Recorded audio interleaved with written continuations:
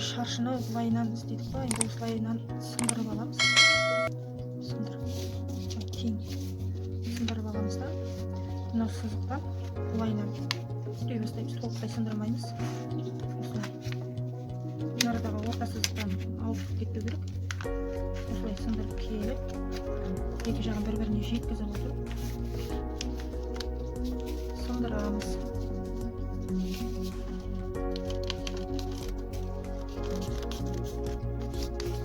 Сындырған кезде осылай шықты екен. Ешқандай не болмау керек. Мына жаққа былайынан артық шығып кетпеу керек, мына жағы жетпей қалмау керек деген сияқты тәнелері бар. Мінекей. Енді біз осыған ою сызамыз. Дөңгелек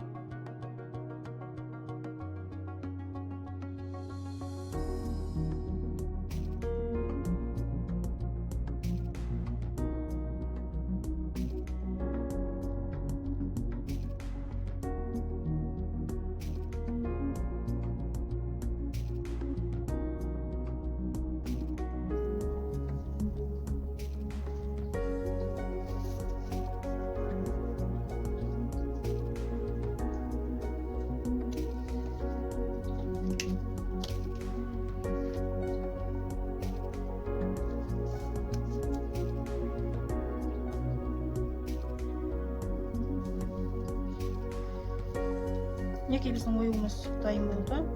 Енді біз осыны ашып көрейік. Денесін, оюдың түгелдей денесін ашып көреміз. Негізі былайынан дөңгелек ою шығуға тиіс. Қанекей біз ашып көрейік. Әдемі ою шықты деп ойлаймын. Мінекей жарты денесі. Өте сәнді шыққанына сенімдімін, ашып жатырмын.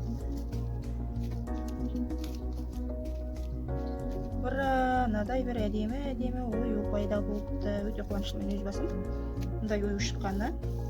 Үш бұрышты дөңгелекше келген өте сәнді ою меніңше. Қайда қолдануға болады, оны тұтынушы өзі біледі.